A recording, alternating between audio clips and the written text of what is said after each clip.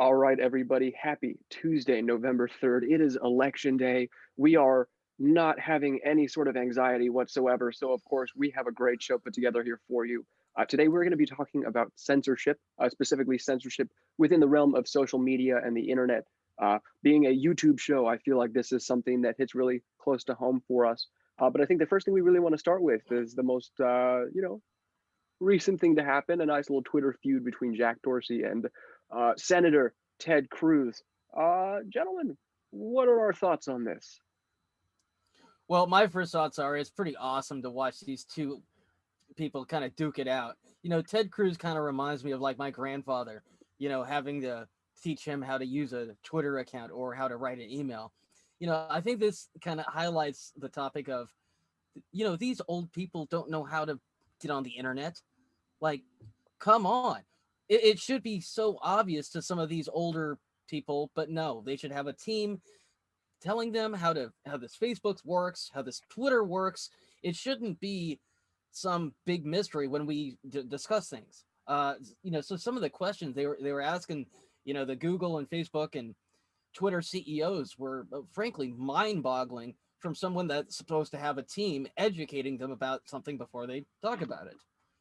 Yeah, no, it really, it's kind of a shame because it kind of feels like a John Gotti situation, where like a John Gotti or like the El Costa Nostra are are on trial for a crime that they clearly committed, and they're like the prosecution are just the dumbest people ever, because it just really is a disservice.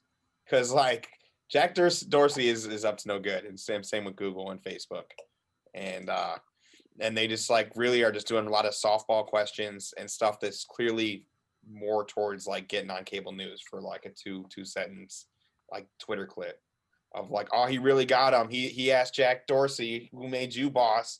Like, that's cool, but like the real goal should be to like set him up for perjury or like get some indictments. Because I am the Republican on the show, but I do think like a lot of these social media companies should be utilities like YouTube, because like we're not going to Vimeo.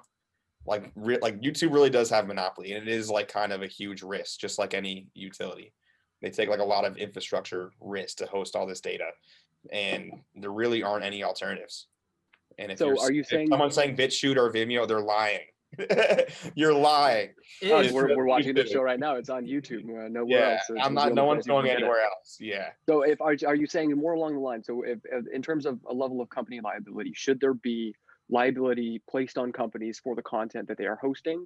Is there a level of responsibility on these companies to effectively censor people that are on their site that are posting things that shouldn't be posted, or is it up to the individual to have a level of individual responsibility to It should be not this. I post them? don't sound like a Republican at all, but it should be regulated like a utility.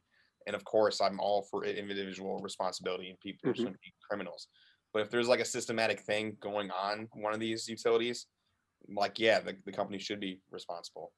And we've seen that where there's people have kind of like skirted the rules, whether to like sell drugs or engage in sexual intercourse and those kind of things on these public platforms, and they've been like, oh, we're not liable.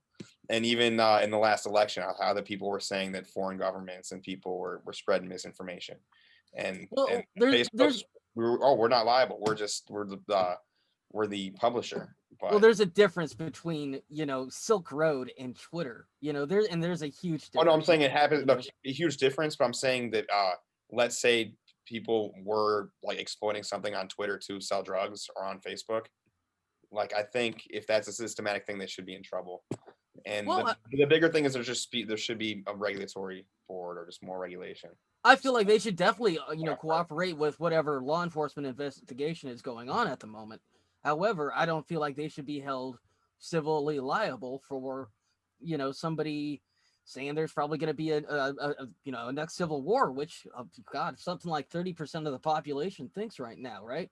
Yeah. So how But can what we about like a start? beheading or something like that? Because like on Facebook, there's crazy things happen, and they're just like, oh, like I see all the time, like people are doing a live where they're like threatening to kill themselves, and like you're right, but at some point, like should a company be in like either incentivized or forced to kind of It's prevent? free speech. I mean, we've Yeah. had this conversation.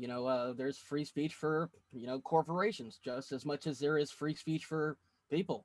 You may not like that, Chick-fil-A can support, putting, you know, Yeah. against being against gay marriage, but that's the law. Section 230 of the Constitution clearly states that you can't be sued for whatever you post on your site, and you can also have the right to refuse service for whatever reason. It doesn't matter.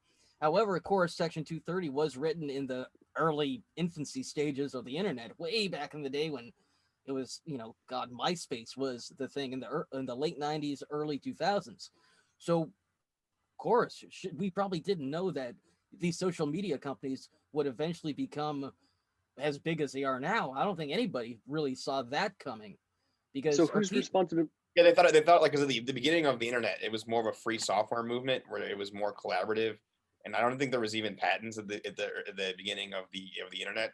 And now it's just there are straight up monopolies. Like YouTube has a monopoly on video, like Facebook kind of arguably has a monopoly. Like Twitter might have a monopoly on short form speech, and so I'm actually against Section 230, surprisingly, because like I think they just kind of use it as a shield. They really do, to just like not do anything to improve. So whose well, responsibility is it to stop the dissemination of information? Because it comes from individuals, but it spreads so quickly. Should there be a regulatory board that is put in place to stop Be like a misinformation or fake news to be stopped? But also, is it on the individual to make sure that the information that they're consuming is true?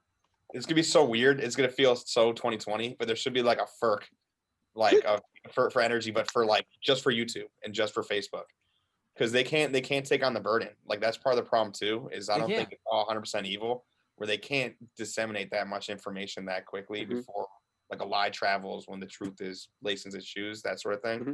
And so I do think the government should provide resources, and it Yeah, could be a like, team effort. of It doesn't course, have to be the police. if we want, no, if we want to, provide maybe even tax benefits for somebody that wants to start even, a smaller social media as free market competition. Oh, that'd be sick. Because that's What part of about the problem too. Is because it's kind of they like Mark. These people weren't necessarily expecting to be in this position where they're like, I run a monopoly. I was just Yeah, trying to start a website to meet girls and show like funny yeah, dog videos. Yeah, Facebook started as Hot or Not, didn't it, or something yeah, like exactly, for like that Harvard. And for YouTube was Harvard? Yeah, just like monkey at the zoo video type things, and now they're have so much power. And so Hmm. yeah, because So this being liability, like election it day, really does kind of like the liability clause, like they've really gone away with a lot, yeah. in my opinion. because I know we got to move on after this, but I Yeah. do want to say this. We're at the point now where if these companies start taking so many lawsuits civilly because of stuff that people post on the internet, they'll be gone because they have to make money. And if that happens, we'll be stuck with a state-run social media like Russia or China. And God knows how bad that would be. So speaking of, the money that they make and the money that they stand to lose, one of the major ways that one of my favorite moments was Mark Zuckerberg looking at the senator that asked him how he's making money and going, we run ads. This year is one of the first years that they will not be allowing or have not allowed political ads to be run on Facebook or some of the other social media sites. Is that the right move, or is that taking one step in the wrong direction? I just want to acknowledge the humor that like in 2020 that like it took this long to be like political ads are not accurate. Like they just started lying in political ads. This is like a new problem that just discovered. Like so I thought that was funny, just like on that level. But like should they ban it?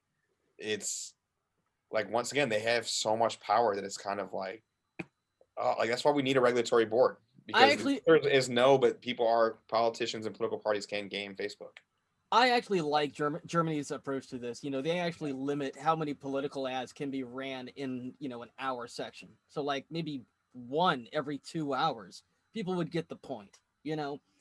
Coming up with a week long in this last week, everybody has been pounded with political ads up their up their booty hole. They have been pounded with political ads up their butt, and everybody is sick of it. It's like a drug commercial. You know, you don't get any knowledge from looking at this. I still don't know who the hell these undecided voters are. I really don't. You know, I want to meet the guy that saw the ad of just like the people in the cornfield, like just deciding for Biden or whatever. And they're like, you know what? I was a Trump supporter, but then I saw that ad of the old family frolicking. And the guy with the gravelly voice said that he's voting for Biden. So I'm in, or vice versa. Are like, oh, like I hated Trump, but then I saw that ad of that nice family at a picnic.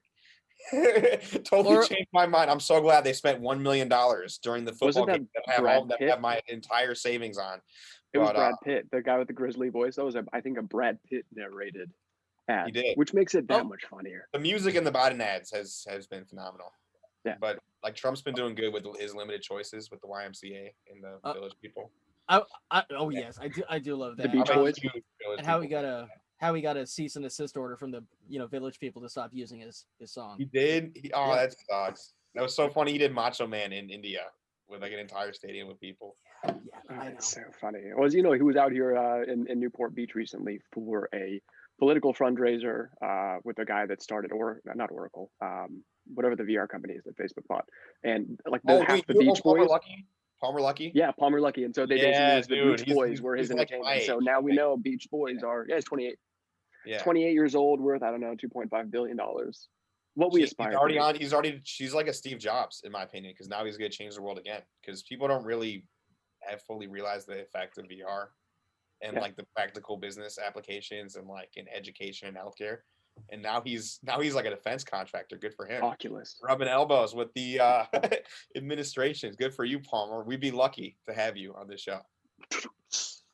Palmer Yeah. Lucky. All right, gentlemen. yeah. Any closing arguments as we're coming to the end of this day's show?